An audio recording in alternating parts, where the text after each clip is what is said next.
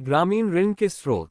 Banking क्षेत्र में तेजी से वृद्धि, खासकर हरित क्रांति के बाद ग्रामीण क्षेत्र में खेती और गैर कृषि उत्पादन, रोजगार और आय पर सकारात्मक प्रभाव पड़ा। इन बैंकिंग अवसरों ने किसानों को अपनी उत्पादन आवश्यकताओं को पूरा करने के लिए विभिन्न ऋण सेवाएं, सुविधाएं और विभिन्न ऋण लेने की अनुमति दी। भारत में ग्रामीण ऋण के कुछ प्रमुख स्रोत यहाँ दिए गए हैं। सहकारी ऋण समितियां। ऋण का ये स्रोत ग्रामीण ऋण का सबसे किफायती और महत्वपूर्ण स्रोत है। इसकी स्थापना छोटे और मध्यम किसानों की ऋण संबंधी आवश्यकताओं को पूरा करने के उद्देश्य से की गई थी। सहकारी ऋण समितियों ने अपनी स्थापना के कुछ वर्षों के बाद ही लगातार प्रगति की।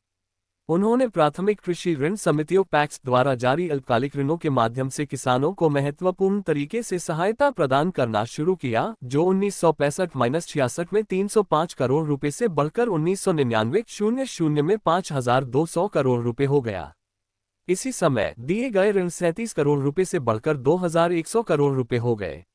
हालांकि सहकारी समितियां ऋण संबंधी आवश्यकताओं को पूरी तरह से पूरा नहीं कर सकी, इसलिए साहूकारों ने ग्रामीण आर्थिक बाजारों को नियंत्रित करना जारी रखा। भूमि विकास बैंक ऋण के इस स्रोत को भूमि बंधक के रूप में भी जाना जाता है। यह अनिवार्य रूप से किसानों को 15 से 20 वर्षों की अवधि के लिए कम ब्याज दरों पर अपनी भूमि के बंधक पर दीर्घकालिक ऋण विकल्प प्रदान करता है। इस प्रकार के ऋण आमतौर पर तब लिए जाते हैं जब किसानों के पास भूमि विकास कार्य या कुओं की खुदाई आदि होती है, यदि अतिरिक्त भूमि को पूरी तरह से खरीद कर लेना होता है, या यदि पिछले बकाया का भुगतान करना होता है। यद्यपि भूमि विकास बैंक ने उल्लेखनीय प्रगति की है, फिर भी उनका योगदान नगण्य है, क्योंकि अधिकांश किसान ऐसी भूमि योजनाओं के अस्तित्व या ऐसे बैंकों के महत्व और उपयोग के बारे में नहीं जानते हैं। हालांकि पिछले कुछ वर्षों में प्राथमिक बैंकों और सरकार द्वारा स्थापित ऐसे बैंकों की संख्या में काफी वृद्धि हुई है। वाणिज्यिक बैंक। पहले ये बैंक केवल शहरी आबादी से जमा राशि प्राप्त करते थे और केवल व्यापार और उद्योग के लिए ऋण जारी करते थे।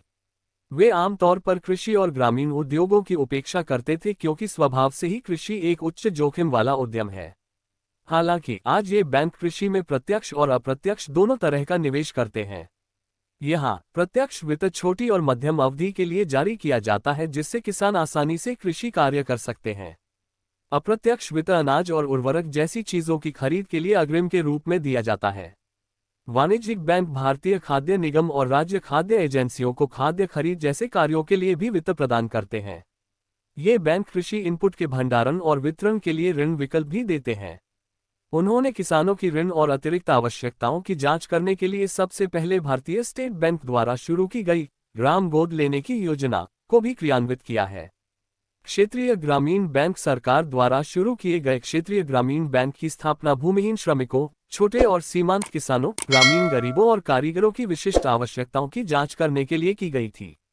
सरकार किसानों को अकाल और बाढ़ जैसी आपात स्थिति में अल्पकालिक और दीर्घकालिक ऋण प्रदान करती है। इस प्रकार के ऋणों को टेकावो ऋण भी कहा जाता है।